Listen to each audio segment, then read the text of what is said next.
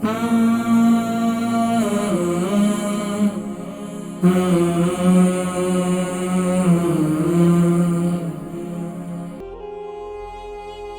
کے نقصانات ذہن میں رکھ لیں.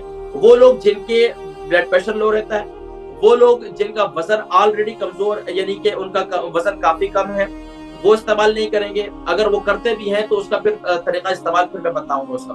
اچھا، اسی طریقے سے وہ لوگ جن کو ہارٹ برننگ ہوتی ہے یعنی سینے میں جلن رہتی ہے، وہ بھی اس کو استعمال نہیں کریں گے. اسی طریقے سے وہ لوگ جن کو آلریڈی جن کے یعنی کہ بائی پاس ہو چکا ہے، یا اسی طریقے سے بائی پاس کو بہت عرصہ گزر گیا، وہ تو استعمال کر سکتے ہیں. لیکن جن کا یعنی کہ کسی طرح بھی اندرونی طور پر یعنی کہ ان کا آپریشن ہوا ہے، ان کی باڈی میں کٹ فٹ ہوا ہے، تو یہ جو ہے وہ پرانے حکیم جعلی نیوز اور اس کے علاوہ جتنے حکامات ہیں انہوں نے لکھا ہے اس کے بارے میں کہ دیکھیں، ایک تو طب نبوی کے اندر علامہ ذہبی نے بھی، اور اسی طریقے سے امام ابن قیم نے بھی، اور اس کے علاوہ اور جو طب نبوی کے حوالے سے بھی ذکر کیا، انہوں نے کہا کہ اس کو ہمیشہ استعمال کرنے والے لوگ جو اندرونی طور پر جن کا کسی بھی لحاظ سے آپریشن وغیرہ ہوا ہے، کٹ پٹ ہوئی ہے، تو ان کے پرانے زخم کو یہ بیدار کرتا ہے. تو اس لیے زیادہ اس کا استعمال، کسی بھی چیز کا زیادہ استعمال جو ہے وہ مضر ہوتا ہے. تو ہمیں اس کے استعمال کے لیے کیا کرنا چاہیے؟ سب سے نارمل لوگ اسے استعمال کر سکتے ہیں. ہفتے میں 2 دن آپ اسے استعمال کر سکتے ہیں. اب میں نے ذکر کیا تھا کہ میں اسے کیسا استعمال کرتا ہوں.